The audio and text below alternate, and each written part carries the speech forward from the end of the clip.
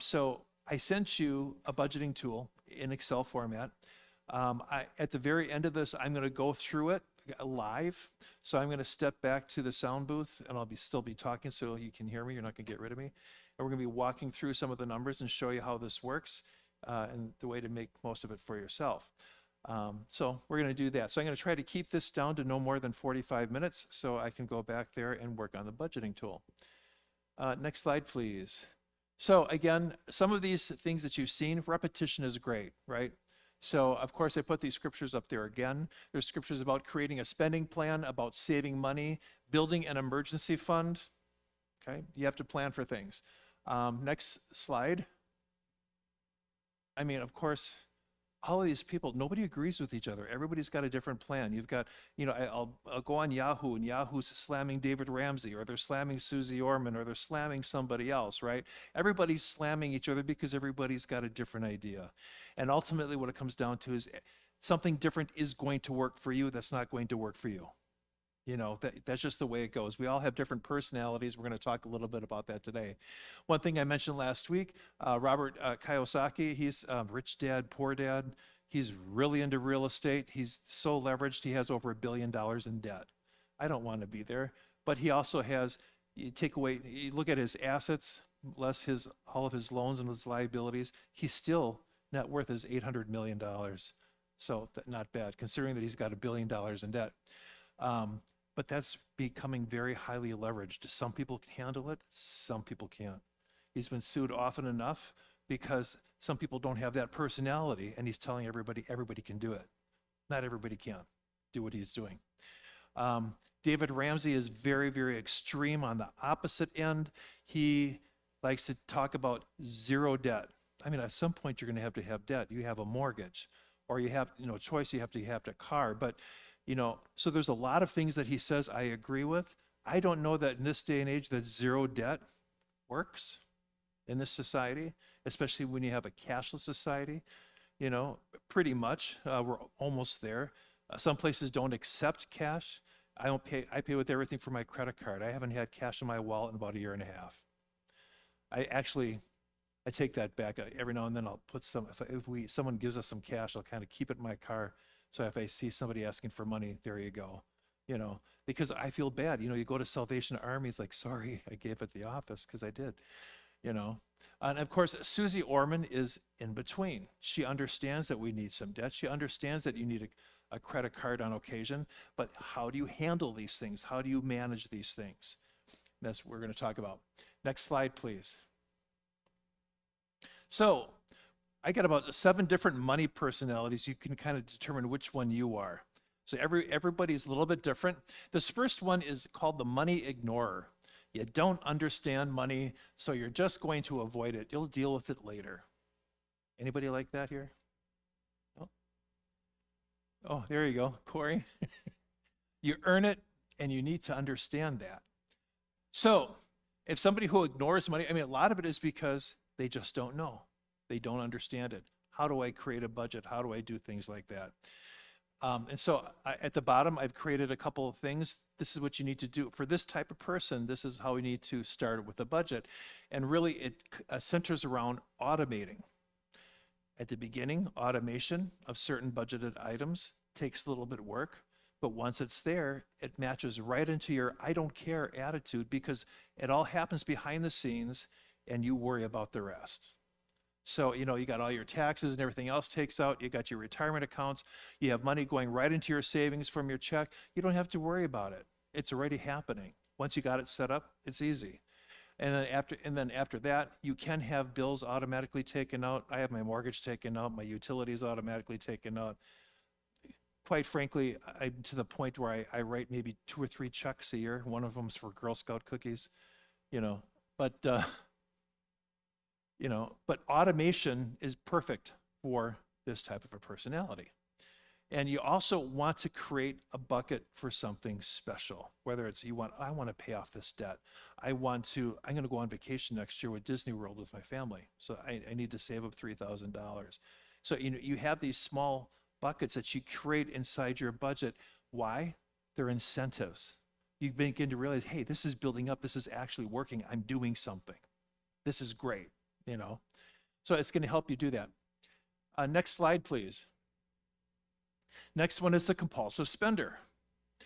You're prone to spontaneous purchases and willing to pay more for comfort, tend to go off script. A lot of times this is connected with ADHD and sometimes your emotions. Sometimes people who are very depressed become compulsive spenders. And I've seen that with some people that I work with. They believe that money is for spending, never miss a chance to treat themselves or others. Spending gives them joy even if they don't like everything they buy. Sound like anybody? You don't have to raise your hands, but you know, there might be somebody here. So, gosh, I know somebody like that. Just today, I do his budget. He's learning disabled, so I do his budget every single month. He does great for like 3 or 4 months, and all of a sudden he's got this spending spree. All of a sudden he wants to replace the floors in his entire apartment. And he's, you know, all the hardwood floors, you know, instead of laminate in the kitchen and all the carpeting. I'm like, you don't have $8,000 to $9,000. Where are you coming up with this? You know, and he gets really mad because I have to tell him this. You know, so, but he's a compulsive spender. He has a lot of depression and he also has learning disability. So that fits him perfectly. So for somebody who is like that, what do? Again, look at the bottom 3 things. Automate. For somebody who's a compulsive spender, if the money's not there, if you're already having a savings account, if you're already having a retirement account, you can't spend it, okay?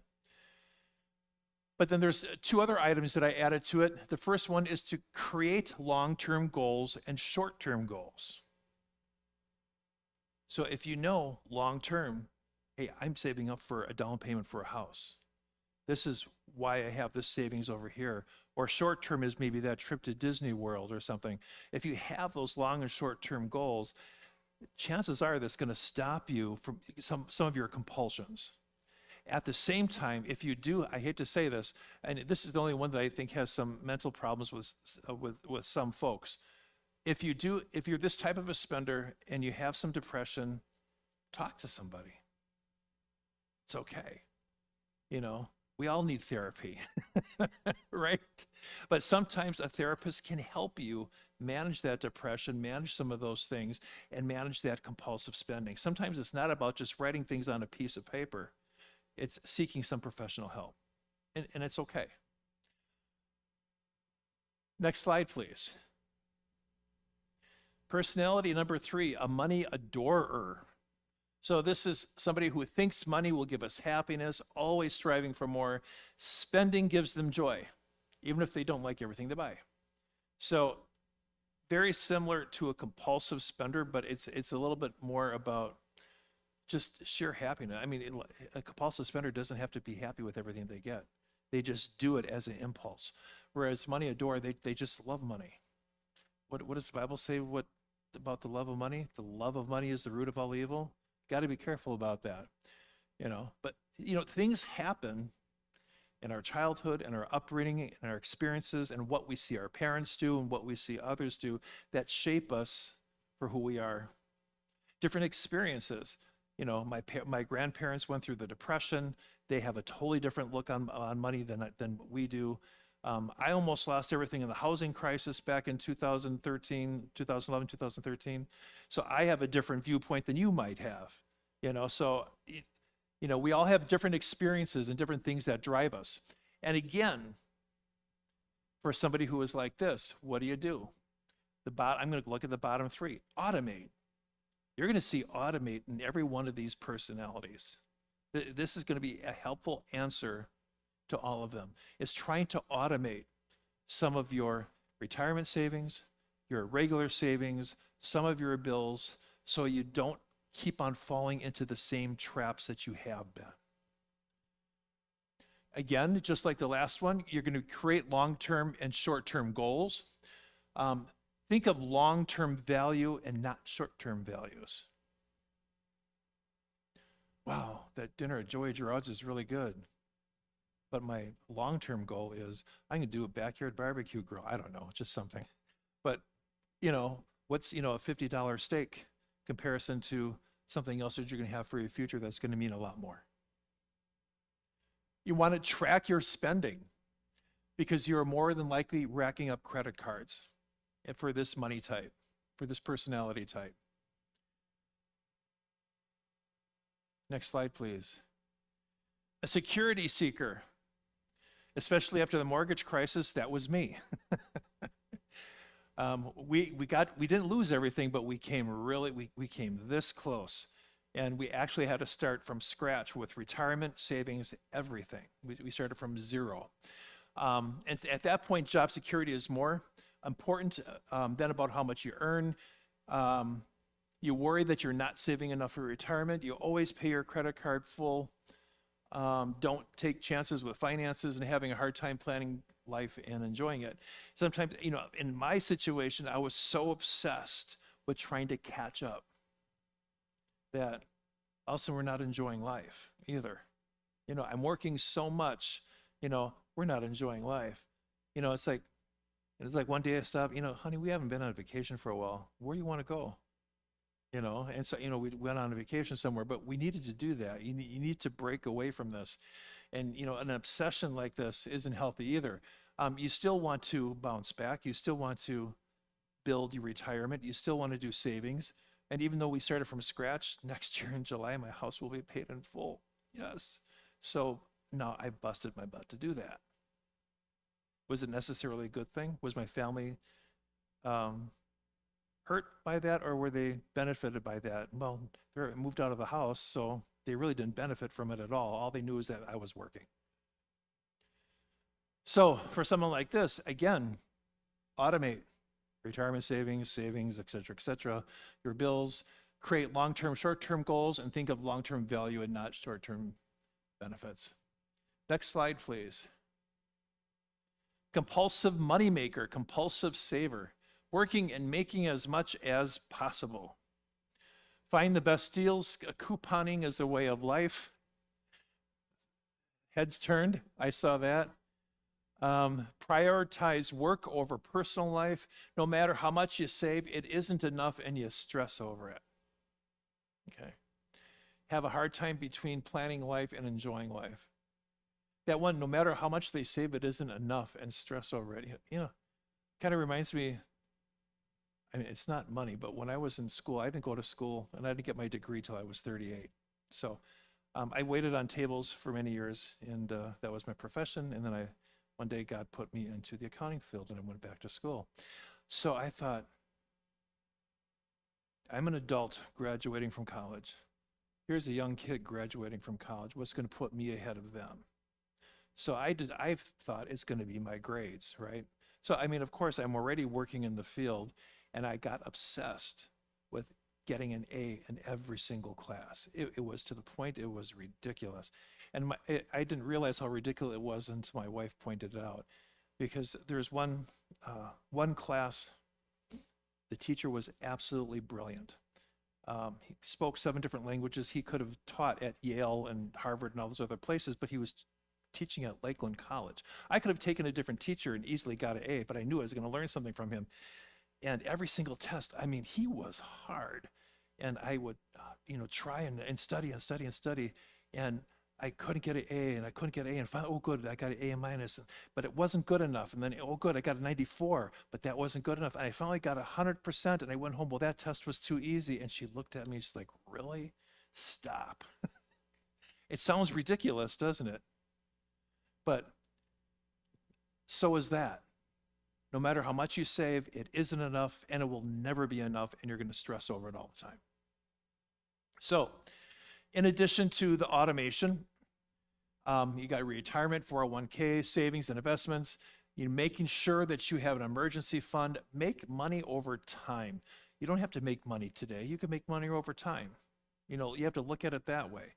How much am I saving over time? What is my interest looking like over time? How is my 401k growing over time? Do I have a property? Over time, I'm getting some passive income there. So there's different ways of looking at it depending upon what your personality is. Again, creating an account for something special, and give yourself permission to spend on something special that you like. Another thing that helps too is giving to charity. Once you do that, it starts to change your attitude, So, next slide. Risk taker. You don't mind taking risks to make money. You don't dwell on financial decisions and believe experience is priceless. You like to live in the moment and before considering the consequences. I've known some people like that. Just throw money around like it's nothing. It's kind of crazy. I would hate to see their credit card bills. One of the things I have on there for them to do is track spending because they're more than likely racking up a whole bunch of credit card bills. Of course, the automation, slowing down to gauge financial impact of your decisions. I mean, just stopping. I mean, you have to make a conscious decision whenever you're budgeting, regardless of what your personality type is. You know, where do I fit into this? What is going to work for me? What can I do? And stop. Okay, look at yourself.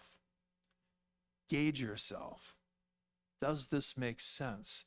What do I need to change? You know, it takes an act for you to do that. And it is going to require discipline. And it's not going to happen overnight. I have people who are upset, well, my budget didn't work last month and I gave up. You know what? You keep on trying for a couple of months, you know, until you get it right. And it's okay. And we're going to make mistakes. And guess what? Life happens too. I didn't know that my tire was going to blow out on my car. Well, that's, you know, $100 down the drain, you know. Stuff happens and it's okay. You're not always going to keep to your budget, but you can try. And so like when you got that other document in the email is an Excel file, it's called budgeting tool. It's a tool. You use a tool like a shovel, like a rake, you know, like a screwdriver, you know, it's a tool to be used. It's not saying 100% I'm going to do this every single time because life happens. But you need to be disciplined enough to go, you know what? That happened. Okay, I'm going to still continue to move forward. I'm going to do this. This is how I'm going to change it going forward and go from there. Next slide, please. The high roller. Live large, spend big.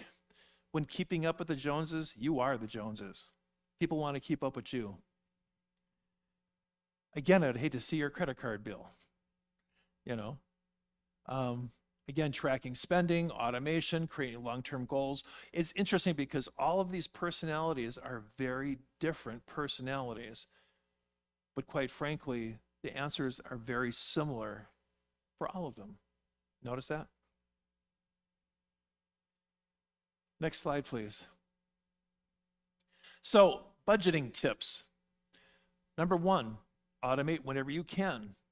Bills, investments, savings, the less energy you have to put towards something, the easier it is to stick with it, right? And again, you're going to see this all over again, creating long-term goals. Think of a long-term value and not short-term benefits. Tracking your spending, that's going to be huge. I think that's one of the biggest eye-openers. And once you start tracking all of your spending, you're going to look at that and go, oh my gosh, how much did I really spend on going out to eat? $800 last month? Oh, wow. Okay, that's a place where I can cut back. You know, somebody's smiling at me. I'm not going to look at them because I don't want them to. But, you know, hey, look at my credit card bills. Why is my credit card bill so high? This doesn't make sense. What's all this miscellaneous that we're spending? Why are we spending it? You want to listen to your budget, not your bank account. I knew one woman, she would always bounce checks every single month. She didn't understand. Well, I got my bank statement and it said I have all of this money in my bank statement. She never reconciled it. Well, yeah, but you have all these checks written out against it. You know, and she, oh, I've got $2,000 in my bank account. Oh, good, so I can spend it. No, you can't. You know, if you got your check coming in, oh, good, I got money to spend. It's Friday. I'm going to go out to eat. Listen to your budget, not your bank account. Navigate your impulse spending that are directly related to emotions. Make your own rules. I'm talking about rules. Set something aside. So, for example, you're looking on Amazon. This works for me, okay? You put something, you're looking on Amazon for something. I put that in my cart. I leave it in, oh, I have to have that now. Oh, this is a Christmas gift. I'm going to give to Brianna, you know, at Christmas time. Da, da, da. I can leave that in my cart for a while just to see what happens. And 2 weeks later, it's still there. I haven't spent the money. And it's like, no, she really doesn't need that, you know?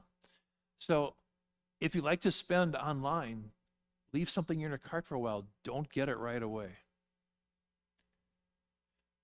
Understand dopamine hits, which trigger you to compulsive spending. They trigger you to buy new and exciting things because it gives you that high. You know, it's, yeah, I can spend. Yeah, it makes me feel good. I don't like what I'm buying, but this is so much. This is so cool. I love to spend money. You know, you don't need to do that, but understand that. Balance out medium and long-term goals by making short-term goals. Sometimes if you have a goal and all your terms are long-term goals, you don't feel like you're getting anywhere, you know? So, you know, oh yeah, we're saving up for how I want to pay my house off. I've been trying to pay my house off for quite some time, and I'm finally able to do it next year. So that's really exciting for me. I don't ever want to be a position where I'm afraid that we're going to lose our house and am I going to have a roof over our heads for my wife and my kids? I don't ever want to be in that position again. That was a really scary time. So my goal has been, I want to pay my house off. And so next year that's going to happen, but it's a long-term goal. If I'm looking at that for 15 years, it's like, boy, that's really far off. Sometimes you don't feel like you're getting anywhere, right? Make a short-term goal. We're going to do this for Christmas this year. We're going to set aside this amount of money. We're going to do this, or something like whatever it is that floats your boat. But make some short-term goals. Visuals can work. I don't know, especially for men. Men tend to be very visual as opposed to women. So you're putting a picture of what your goal is on the refrigerator or somewhere in your office or something. It's like, yeah, there's that car I'm going to get. Forget it. I don't need to go on that fishing trip or something, but visuals really work. Next slide, please. Ask yourself, do you need that? I used to go to Starbucks all the time. How much is Starbucks for what? $3, $4, $5? I don't know. 6. Oh my God. You can tell how long it's been since I went to Starbucks. It is. If you have that every single day, that's a lot of money. Where I got to go to Costco, I've got a Keurig machine and I buy the Kirkland brand K-Cups. The Starbucks K-Cups is like $32 for 50 of them. Kirkland's, by the way, Kirkland's is Starbucks. I don't know if Kirkland brands are name brands that they slap their name on. I don't know if you knew that. Look it up. It's cool. So Kirkland's really is Starbucks, but you get 120 K-Cups for the exact same price. So what? So $32 for all that compared to $6 a cup. I could only have 5 cups of coffee. And that's 115 K-Cups thrown down the drain. Think about that. A Ford Mustang convertible. I was telling the last group, I said, I finally made a decision. I'm going to retire when I'm 67. I'm really excited about it. I said, you know what? I'm finally going to get that Ford Mustang convertible that I've always wanted. My first grade teacher had one. She had this lime green one that was always in the parking lot. I've loved it ever since. And then someone said, yeah, but what does Ford stand for? Does everybody know what Ford stands for? Found on road dead, fix or repair daily, and I'm going to look like a stupid old man driving a sports car, and when am I going to drive it? During the summertime. So I'm not going to even be able to drive it 9 months out of the year. I'm like, this is really stupid. Do I really need that? I could. Who said yeah?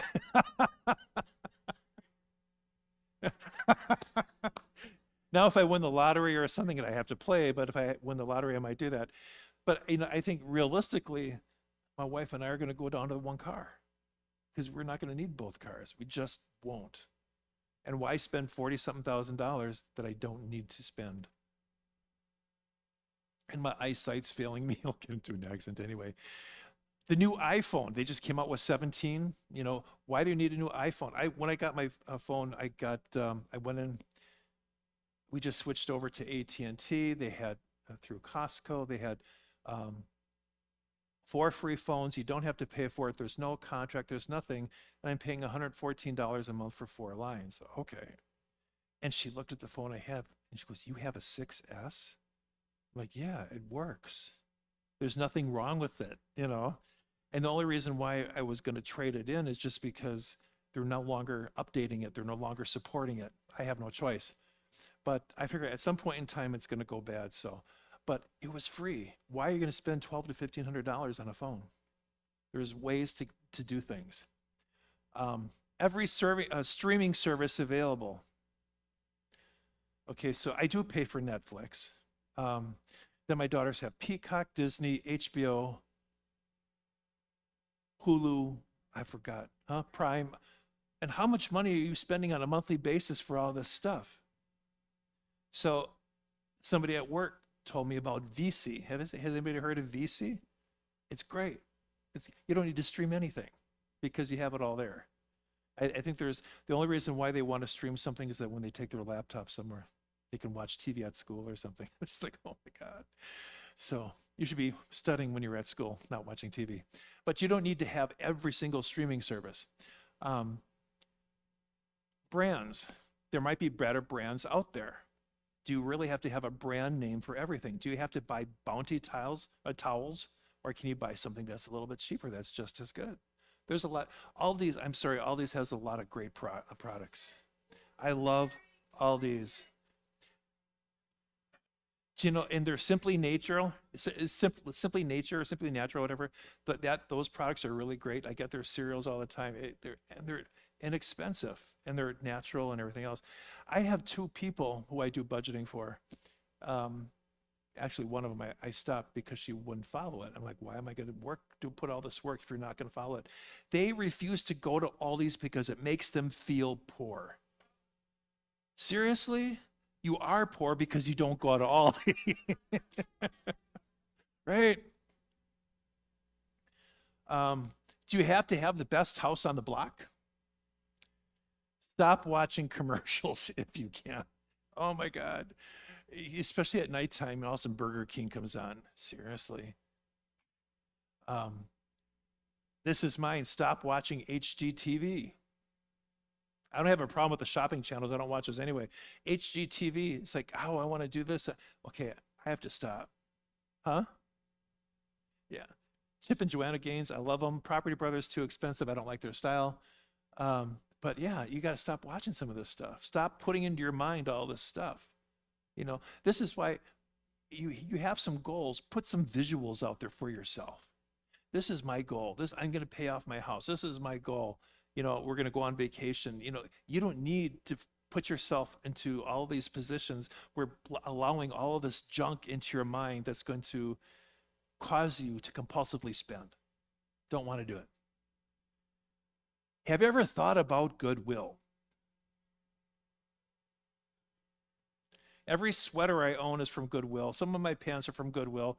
My shoes are from eBay or Amazon. You know, I mean, I'm not going to pay $100-something except for my hiking boots, because I need quality shoes when I'm outside. But that's one thing. But dress shoes, who cares? I'm sitting down in the office all day. I'm not walking around. You know, I refuse to pay $100-something for a pair of shoes. That's just me. I'm cheap. I don't know. I'm smart. I would like to think so. Some people, my wife says I'm cheap, but you know, the suits are, well, this suit was JCPenney, but most of my clothes are from Goodwill. I remember I ran into somebody at church. I remember she came into church. Her husband left her because she came into church, so she's left alone to raise 2 kids. Talk about poor. It was really tough on her. Disappeared, not getting child support, etc. So all of a sudden, it was around the holidays, and she shows up wearing this drop-dead gorgeous dress, and she looked great in this. I'm just like, wow, that's awesome. It was $3 at Goodwill. I'm like, serious? This was 4, these pants were 3. And she looked at me, you go to Goodwill? I said, all the time, you know? But be careful about the ones in the suburbs, because that's where they put all the good stuff and raise the prices. Oh, yeah. Aldi is great. Protect what you have, okay? you have to buy a new stove and refrigerator. Do your research. Talk to people. Certain brands aren't what they used to be, and you need to know that, but you have to do the research. What's going to work best for you?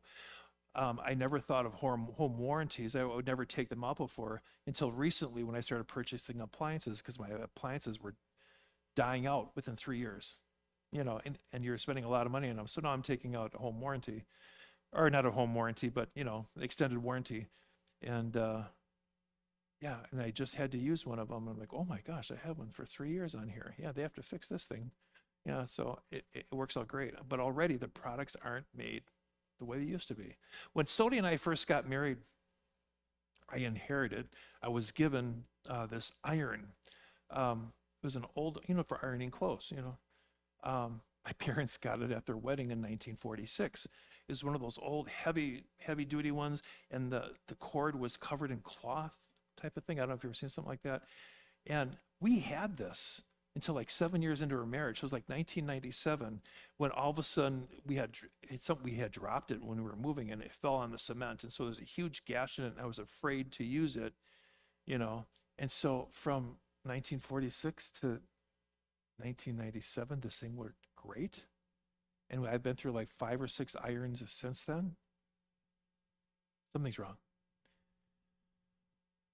Next slide, please. This is what I'm saying where life happens.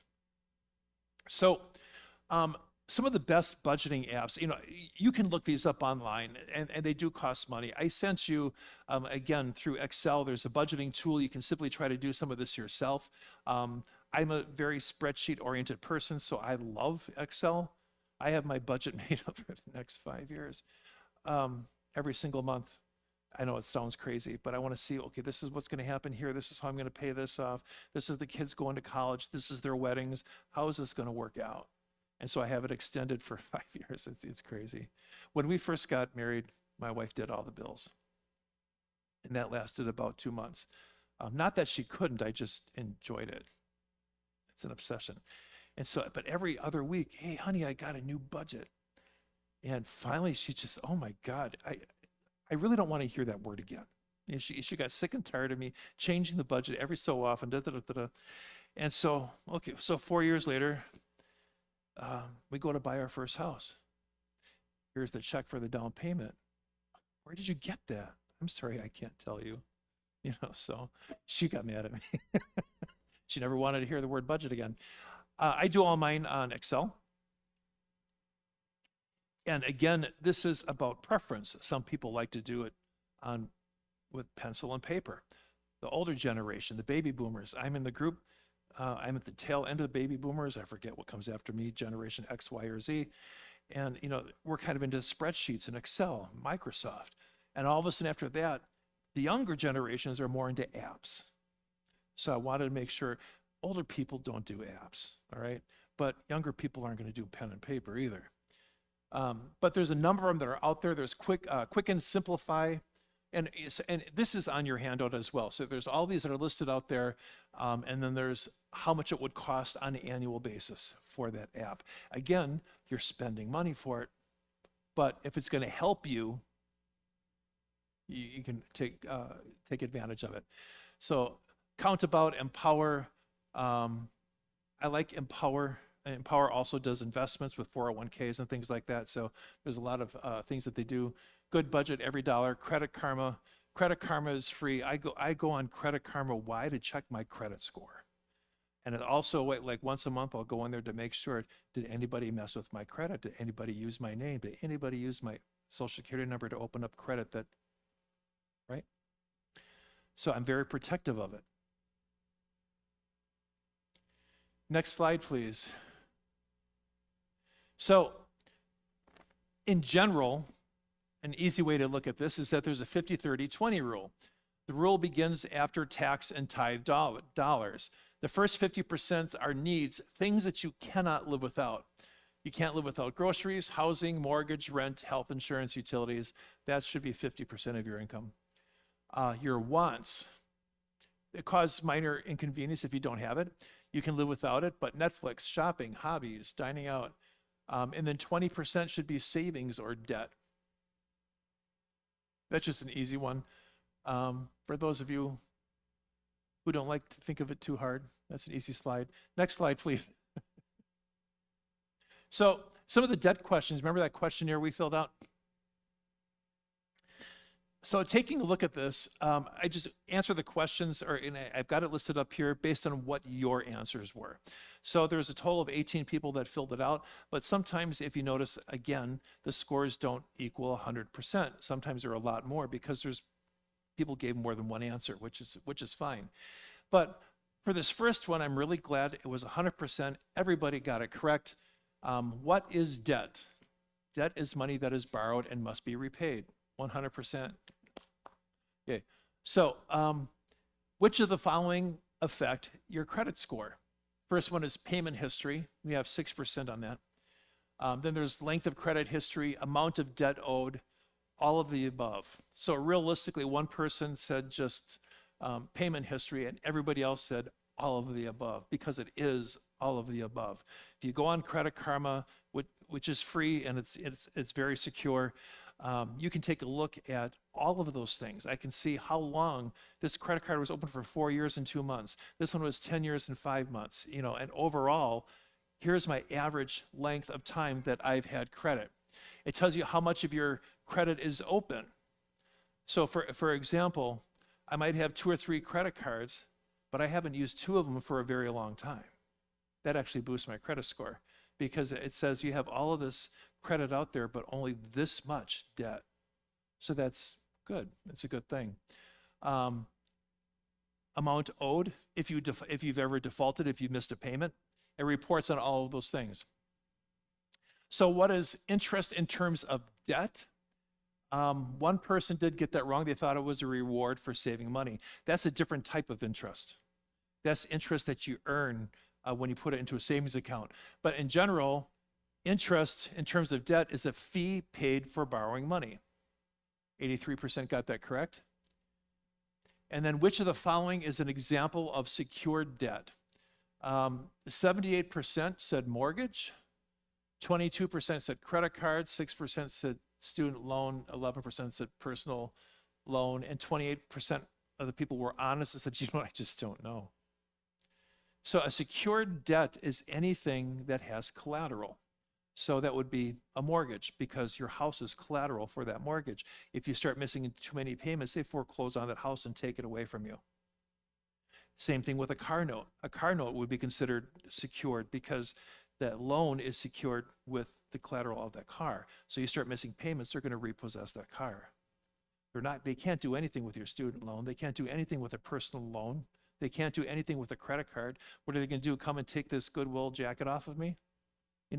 It's not secured by anything. So it's about talking about collateral. And what does it mean default on the loan? Most people got that right. It means to fail to repay the loan as agreed. That's default. Next slide, please. What is the debt to income ratio? I think that one was almost easy because the answer is your total debt to your total income. So if your total debt is $50 and your total income is $100, your debt to income ratio is 50%, right? Very simple.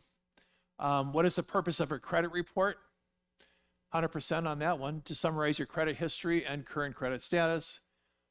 It does not calculate, or it does not show your employment history, and it does not calculate your net worth. Who can tell me what net worth is? Everything you own added up minus everything you owe.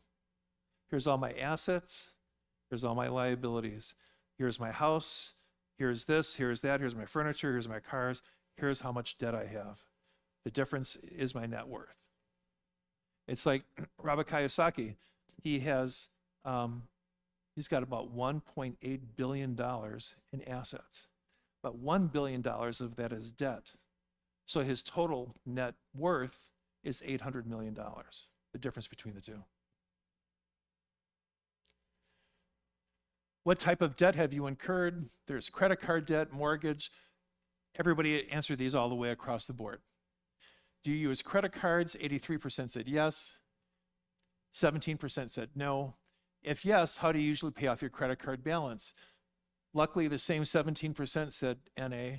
They don't, because they don't use credit cards. So that was somebody who was being honest. 39% said they pay in full each month, and 44% pay more than the minimum, but not in full. Okay, next slide, please. So a little bit more about debt. We want to prioritize in our budgets getting debt paid off. I do agree with David Ramsey in some things. When I see some of the people's budgets, some of the people who come to me, they're very, very extended. I have this credit card, I got this credit card, I got this mortgage, I got my student loans. It's like, oh my gosh, how do you live, right? And so what are you going to do to get that paid off? What's your plan? But so that is really one of the first priorities of all of this, is to repay your debt. Obviously, we mentioned last week, the debt snowball method is preference. And if you go on to the next slide, I'm just going to briefly go over that again. So the debt snowball method. So on this side, you have all your different debts. You have credit cards, you have personal loans, you have a car and a mortgage. Then you have your balance. The first one is 500, then 17, then 7,000. Your credit card, next one is 8,600. Your car is 12,000, and your mortgage is 150. And so the snowball method says you start paying off the little ones first. You pay off the one that's 500, and then whatever money that you were using to pay off the 500, use that to accelerate your payments on the $1,700 one. Once that's paid off, then you take all those payments, combine them, and start paying off your personal loans. And you're basically accelerating all of these. Financial advisors disagree. Let's go to the next slide. Financial advisors have it in a different format. So exact same amount of debt, exact same balances, but this one is listed by in the order of the highest interest rates to the lowest. Most financial advisors will tell you pay the highest one off first. So the highest one is a credit card for $8,600. You're paying 23% interest on that. That's a lot of money. That is a lot of money. One of these days, calculate how much, if you did not have a 23% interest, how much you'd be saving on that credit card alone on an annual basis. That's huge. And all of these. So they do it by percentage. People ask me, how would I do it? Me personally, I would do something a little bit different. Can you go back to the previous slide, please? I personally, what I've done is that I've started with the snowball method. I start paying off some smaller ones first. So I'll pay the 500, I'll pay the 1,700. Why? Because I accomplished something. I've got wiggle room in case life happens, okay? Then from there, then I'll revert to the other method. I start paying the highest interest rate cards first. So I'll start with the snowball method and then work my way into the financial advisor method. But that's what works for me, okay? And when we sit down, we can figure out what's going to work best for you guys. Next slide, ×2. Recommended savings is 10 to 20%, debt 5 to 15%. Let's just go on to the next slide. Debt relief. You might want to consider getting debt relief. This is formal debt relief. So it's not quite a bankruptcy, but there's loan forgiveness and things like that if you are really struggling. There's some unfortunate things with it. So, and I'll tell you those in just a minute. So if you're behind on credit card bills or other loan payments, you're not behind yet, but you're struggling to afford your payments. You try to manage your debt on your own, but you can't make any progress. You've contemplated filing bankruptcy. Debt relief may not work for you if you're not going to change your habits. If you're going to keep on adding to your debt, if you're not interested in making a long-term commitment to paying off debt, some of the ways that they'll pay off, sometimes there's a loan forgiveness. But guess what? So if you have $30,000 in debt and this credit card company is going to forgive that, guess who gets a 1099 at the end of the year, and you have to pay taxes on that because that would be considered income. Okay. It's just something to think about. And I've got somebody every other year, they have that. I'm like, how do you get that every other year? Who even approves you for a credit card? I don't know. But every other year they have one of those, and here's $30,000 forgiven. It's crazy. Um,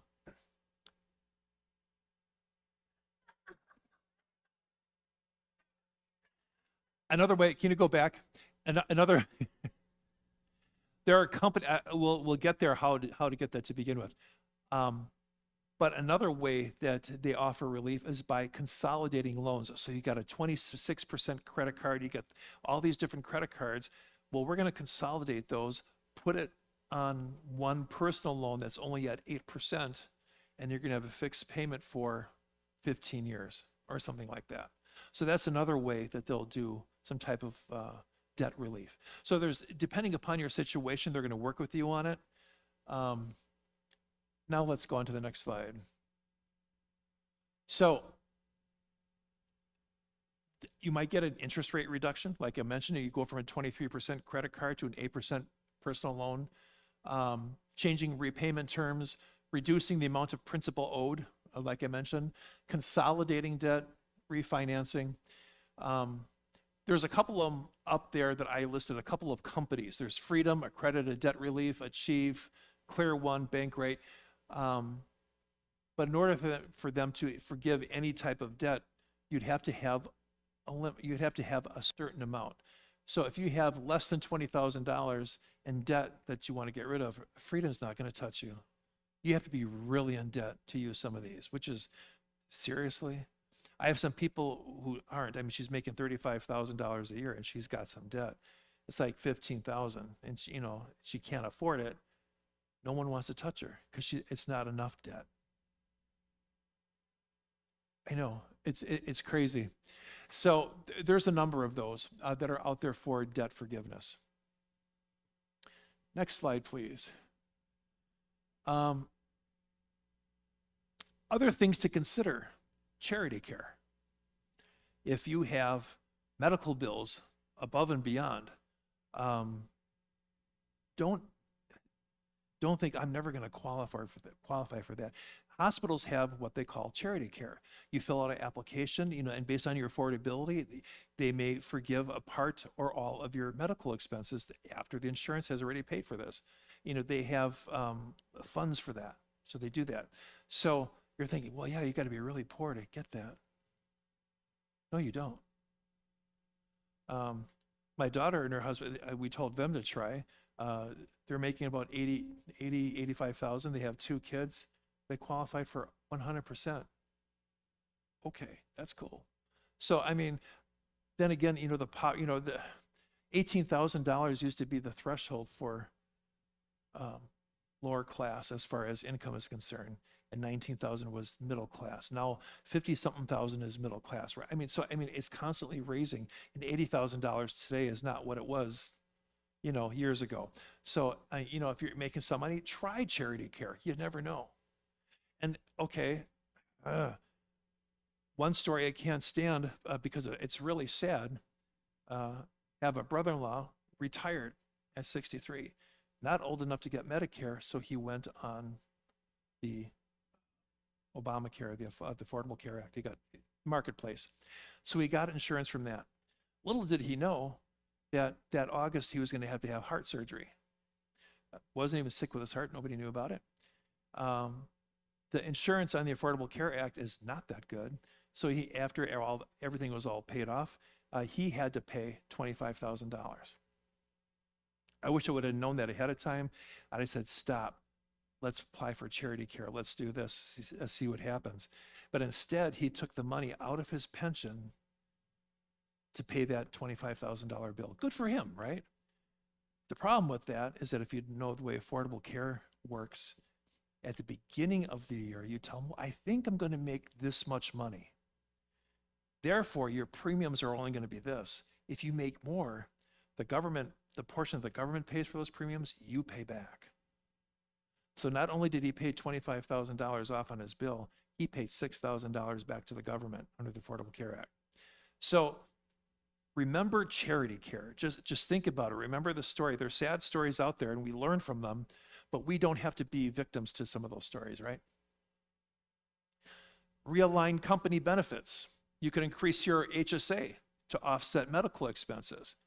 Again, HSA is pre-tax. And I forget, the max is over $8,000 that you can contribute to your HSA. That's a lot of money pre-tax, you know? But so you're putting $8,000 into this account, and I'll get you in a second. So you're putting $8,000 into this account to help you offset expenses, but your taxes are less. So increase your 401k. So, I mean, okay, so my wife isn't working. I wasn't even thinking, it's like, wow, you don't have a retirement account. It's all in mine, right? And so I thought, well, yeah, here's $7,500. We're going to put that into an IRA for this year. And do you know, it made a difference of $2,000 on her taxes. So that $7,500 IRA only cost me $5,500. Not bad. Okay, so I'm going to, between this week and next week, I'm going to kind of implore you to take a look at this. Start taking a look at, I don't know if you use pencil and paper or an app, or I know that you've already started creating your budgets a couple weeks ago. So, and I'm hoping that every week you're looking at these budgets and, oh, maybe I should do this, or maybe I should do this. Hopefully I'm planting enough seeds that you can move this forward. Next week, I'm not going to talk so much about budgeting as I am about investing. So that's going to be helpful for some people. It'll be like a combination of the two, but pretty much investing. And then I'll also will have a sign-up sheet for next week for October 4th for that Saturday. For if you want to come in and have some personal one-on-ones, we can start going over everything. And so when we go over everything, it's like, what do you have? Let's take a look at your bills. Let's take a look at your mortgage. If some of these you know by heart, that's fine. If you don't, bring some statements along with you. Your tax return would be important because I can see, okay, what tax bracket are you in? You know, having kids makes a difference because of credit. Even taxes alone, how do you work with budgeting when everybody's taxes are different? You know, it's hard that way. So we're gonna have that sign-up sheet next week.